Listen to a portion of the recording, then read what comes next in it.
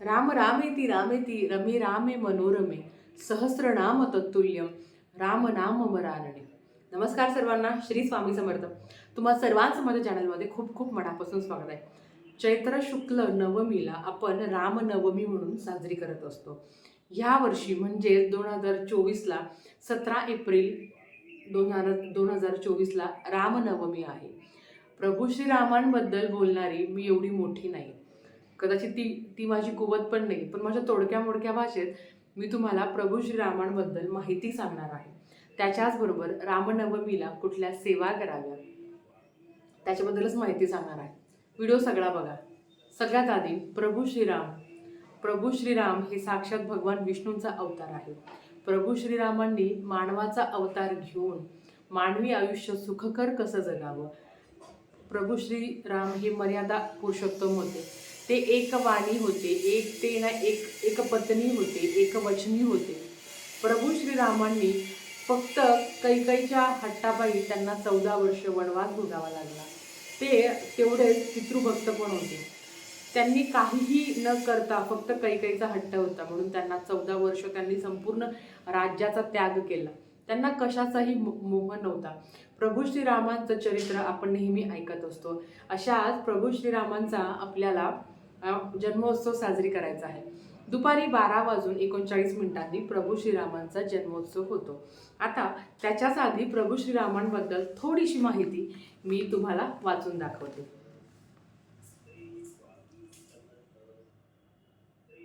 तर प्रभू श्रीराम हे एक आदर्श व्यक्तिमत्व तर होते, पण एक वाणी, एक पत्नी, एक वचनी, एक बहिणी होते. ते निश्चयी आणि त्यागी होते.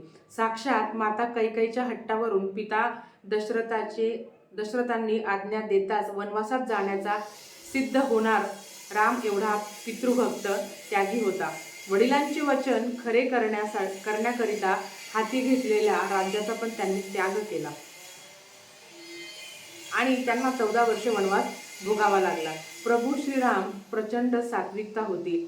वनवासातील श्रीरामाचे सोबती हनुमंत, बाली, सुग्रीव, जांबुवंत, जटायू, विभीषण, केवल या सर्वांचा श्रीरामांच्या सानिध्याने कृपादृष्टीने त्यांचाही उद्धार झाला. अहिलेचा उद्धार करणारे, शबरीचे मनोरथ पूर्ण करणाऱ्या, इवल्याच्या खारीच्या पाठीवरून हात फिरवणारे प्रभू श्रीराम खरोखरच पृथ्वी तलावावर अवतरले परब्रह्मच होते.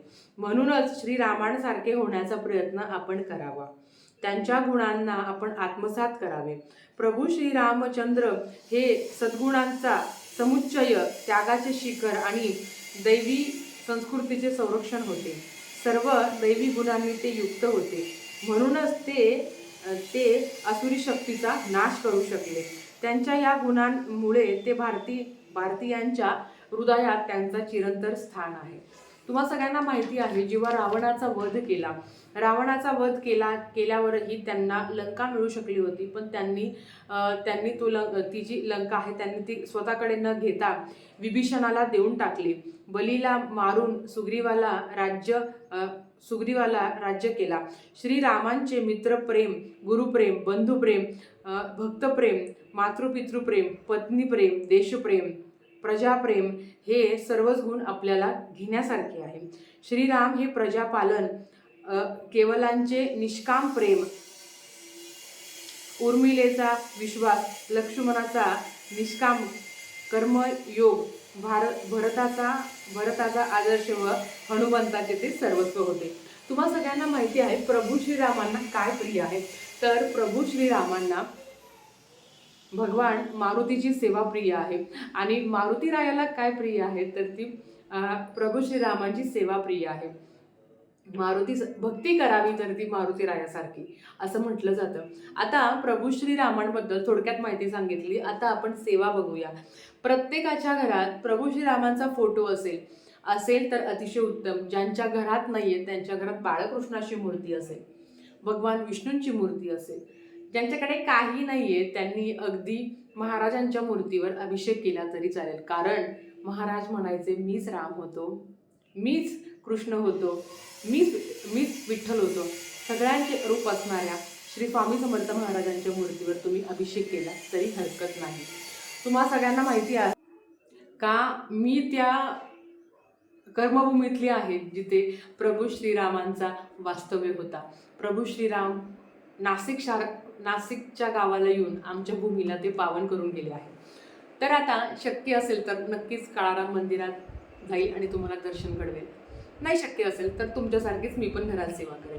आता मूर्तीवर, बाळकृष्णाच्या मूर्तीवर, प्रभू श्रीरामांच्या मूर्तीवर किंवा अगदी भगवान विष्णूंच्या मूर्तीवर किंवा महाराजांच्या मूर्तीवर तुम्ही अभिषेक करू शकता. अभिषेक करताना एक वेळा पुरुष सुक्तम म्हणा, एक वेळा स्त्री सुक्तम म्हणा, पवमान सुक्तम तुम्हाला एक वेळा म्हणायचं आहे आणि रामरक्षेचे 1 ते 9 ओव्या तुम्हाला म्हणायच्या आहे. आता हे सगळं झालं अभिषेक करून त्याच्यावर ती मूर्ती नंतर तुम्ही त्यांच्या जागी स्थानापन्न करू शकता. त्याला हळद कुंकू अक्षता तुम्ही अर्पण करू शकता. धूप दीप नैवेद्य तुम्ही दाखवू शकता. हे सगळं झाल्यावर इथे ती सेवा काय करायची, अतिशय उच्च कोटीची सगळी भूत प्रेत पिशाच बाधा, चिडचिडपणा, हट्टीपणा, तापटपणा, मुलांचं अभ्यासात लक्ष न लागणं, ज्या घरात रोज रामरक्षेचं पठण केलं जातं त्या घरात कधीही कोणी आजारी पडत नाही. कारण रामरक्षा जे तुम्हाला माहिती आहे, रामरक्षामध्ये 1 ते 9 ओव्याच आहे. त्याच्या नंतर फलश्रुती आहे. तुम्हाला जेवढ्या वेळा रामरक्षा म्हणता येईल तेवढ्या वेळा तुम्ही रामरक्षा म्हणू शकता. आता ज्यांना 11 वेळा रामरक्षा म्हणायचं आहे त्यांनी 1 ते 9 ओव्यांपर्यंत पठण करायचं 10 वेळा आणि 11व्या वेळा सगळी फलश्रुती तुम्ही वाचू शकता. तुमच्या घरात मुलं आहे, आता प्रत्येकाच्या घरात मुलं असतात. मुलं हट्टी आहे, तापट आहे, ऐकत नाही, चिडचिडेपणा करता. मुलांनी शांत व्हावं. अगदी गर्भवती महिलांनी सुद्धा दररोज न चुकता आपल्या गर्भावर हात ठेवून रामरक्षा म्हणावी. रामरक्षासारखं मोठी सेवा नाही आहे जर तुम्ही गरोदर असाल तर. आवर्जून म्हणावी. लहान मुलं आहेत जे डचकून उठता, रात्रीचे त्रास देतात किंवा खूप त्रास देतात, त्यांच्याही डोक्यावर हात ठेवून तुम्ही रामरक्षा म्हणावी किंवा हे 3 बोटं त्यांच्या मस्तकावर ठेवावे असे आणि मग रामरक्षा म्हणावी. बघा काय फरक पडतो. आता ह्या रामरक्षामध्ये काय आहे असं तुम्हाला जर तुम्ही रामरक्षेचा चांगला अभ्यास केला असेल तर तुम्हाला समजलं असेल. ह्या रामरक्षाच्या फलश्रुतीमध्ये आपण प्रभू श्रीरामांना प्रार्थना करत असतो की माझं डोकं चांगलं ठेव, माझे हात चांगले ठेव, माझे पाय चांगले ठेव, माझे गुडघे चांगले ठेव, माझं शरीर चांगलं ठेव, माझे डोळे चांगले ठेव, माझं नाक चांगलं ठेव. या शरीराच्या प्रत्येक भागासाठी आपण प्रभू श्रीरामांना प्रार्थना करत असतो. आणि खरं सांगायला गेलं तर आपलं शरीरच ही आपली संपत्ती आहे. माझंच शरीर हे म्हणतो ना आपण की चांगलं राहू दे, सुदृढ राहू दे, म्हणून आपण रामरक्षा पठण करत असतो. एखादी बाधित व्यक्ती असेल, कोणाचा हात खराब असेल, कोणाचा पायात काही अडचण असेल तर त्याच्यावर देखील हात ठेवून रामरक्षा म्हटली जाते.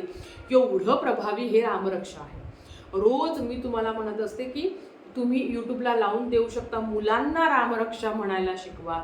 मला माहिती आहे थोडंसं अडचण होते, पण जर तुम्ही जेव्हा घरात हे सगळे मंत्र स्तोत्र पठण करत असता तेव्हा नक्कीच मुलांवर चांगला इफेक्ट पडतो. आता तुम्हाला रामनवमीच्या दिवशी काय करायचं आहे. रामरक्षा, प्रभू श्रीरामांचा जन्म दुपारी 12:39 होतो. तुम्ही ना अभिषेक सकाळी अगदी केला तरी हरकत नाही. 12:39 तुम्ही आरती करू शकता. प्रभू श्रीरामांची जी आरती तुम्हाला येते, नाही येत तर यूट्यूबला लावून द्या, हरकत नाही, ती तुम्ही आरती करा. आरती केल्यानंतर रामरक्षा तुम्ही 12:39 करा, संध्याकाळी करा, सकाळी, अगदी दिवसभरात तुम्ही कधीही रामरक्षेचं पठण करू शकता. रामरक्षा पठण करत असताना लहान मुलगा जरी असला, मुलगी कोण असेल ते, त्यांना मांडीवर घेऊन रामरक्षा पठण करा. त्यांच्या कानी ते मंत्र स्तोत्र सगळे पडू द्या.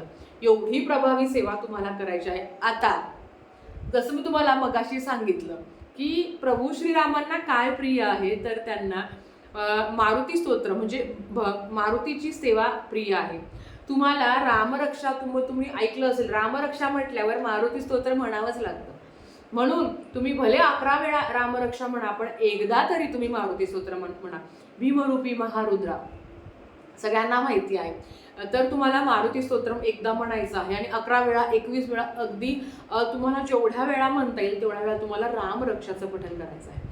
उद्या म्हणजे 17 तारखेची सेवा खूप महत्त्वाची आहे. तुम्हाला ही सेवा दिवसभरात तुम्ही कधीही करू शकता.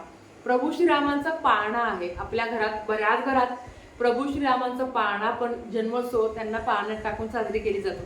तुमच्याकडे काय पद्धत आहे मला नक्की सांगा, की जेणेकरून आम्ही पण नव्याने काहीतरी शिकण्याचा प्रयत्न करू. तर रामरक्षा आवर्जून आवर्जून आवर्जून पठण करा. जेवढ्या वेळा म्हणता येईल तेवढ्या वेळा तुम्ही म्हणू शकता. तर झालेली सेवा महाराजांच्या चरणी मी रुजू करते आणि आजचा व्हिडिओ इथेच थांबवते. आवडला असेल तर लाईक शेअर सबस्क्राईब करा. भेटूया परत अशाच एक नवीन व्हिडिओसोबत. श्री स्वामी समर्थ.